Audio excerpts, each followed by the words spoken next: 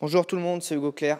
Donc cette année, on va innover un petit peu, on va faire une petite série, on va sortir un épisode tous les mois. Donc là, on va se rendre au barbershop à Bourg-en-Bresse chez mon ami Tony pour faire une petite interview. Salut Hugo, première question, petite présentation, qui es-tu?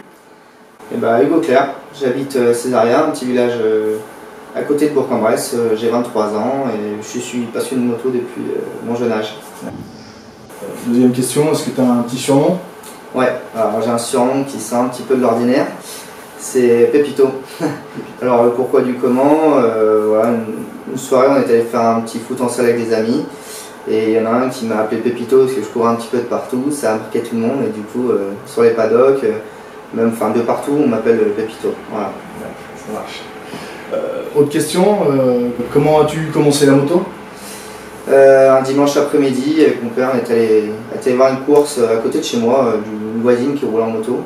Et du coup, on s'est lancé dans ce projet-là, on a acheté la moto de la voisine et voilà, et première course, première victoire. Donc depuis ce jour-là, je suis à fond dans la moto.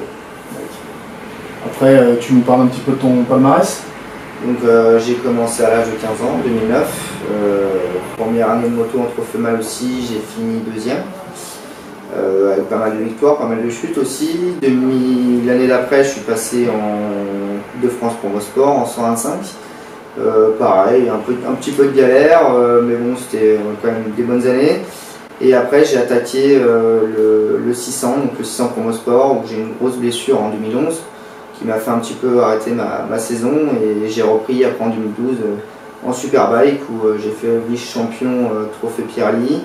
Champion de France Super Sport 2014 en stock, une année en 2015 où j'ai fait le championnat d'Europe 600 en même temps championnat de France Super Sport où ça s'est pas trop mal passé, j'ai fini 4ème et champion de France en 2016 Super Sport. Et une année d'apprentissage, c'était cette année-là en Superbike. Voilà. Alors ton année 2017, comment tu la caractérises un petit peu?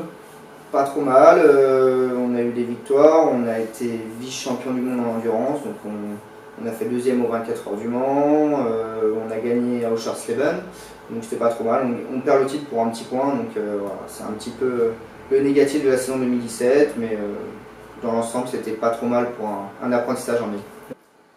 Et donc tes projets pour 2018? Je viens de signer avec le Junior Team LMS, donc c'est une école qui forme des jeunes et voilà, on roule sur des Suzuki, donc une première pour moi car j'ai toujours roulé sur des Yamaha, donc voilà, une année pour apprendre et puis on verra, j'espère que tout va bien se passer avec les élèves, mais normalement il n'y a pas de raison. Ok. Tu nous parles un peu de ta prépa physique? Ouais, donc moi je vais à la salle 3 fois par semaine. Donc je vais à Perfit, c'est à Perona, à côté de Bourg-en-Bresse, je ne sais pas si tu connais. Donc voilà, j'y vais 3 fois par semaine. À côté de ça, j'ai un programme assez étudié pour la moto. On fait pas mal de gainage, plein de choses, un petit peu de musculation, beaucoup de cardio. Donc voilà. En plus, je m'entraîne avec un ami là-bas qui fait aussi de la moto en tant que professionnel. Donc voilà, ça m'aide un petit peu à me jauger et on s'entraîne tous les deux, c'est assez sympathique. À côté de la moto, quoi, tes hobbies, c'est de la moto, non, mais pas mal de motocross, je fais un petit peu de ski aussi, mon père était CPA, il faisait un petit peu moniteur, donc je suis à fond aussi dans le ski. Et puis voilà, après un sport en général, de toute façon une fois qu'on goûte au sport, qu'on est un peu sportif de haut niveau, je pense qu'on aime un peu tous les sports. Ouais, ça roule. Après on parle un peu de l'ambiance moto, là, tes amis dans le paddock un petit peu, c'est... Ouais, je m'entends avec tout le monde. Voilà, après c'est sûr que j'ai 2-3 amis où je vais me diriger quand j'ai besoin de conseils ou un peu d'aide. Après ça reste souvent les mêmes, hein. J'ai celui qui s'occupe de moi pour ma communication, Franck Millet. Et puis après j'ai Pierre Chapuis aussi, une personne qui m'aide beaucoup aussi depuis quelques années. Et puis après j'en ai plein, j'ai Baptiste, enfin j'ai pas mal d'amis. Robin, je ne vais pas tous les citer parce que je pense qu'il y a une longue liste, mais donc voilà. Ouais, okay. T'as un idole un petit peu, Un idole dans la moto, j'en admire beaucoup. Ouais. Après, idole, je ne suis pas un grand fan des Valentino Rossi ou tout ça, mais je suis assez fan des jeunes qui montent en MotoGP et c'est un bel exemple pour moi.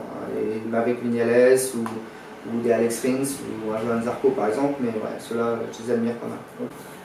Tu nous parles un petit peu de tes projets? projets. J'espère qu'ils seront bons. Non, mais pourquoi pas devenir plus professionnel. Voilà, ça c'est mon but. Ça c'est mon but depuis le début. Vivre de ma passion entièrement parce que bon, voilà, j'en vis déjà pas mal, mais gagner un peu plus d'argent, enfin voilà, faire réellement que ça quoi. Donc voilà, c'est dans mes projets et c'est mon but dans les prochaines années. Bon, allez, petite question bonus, tu nous fais une fake news?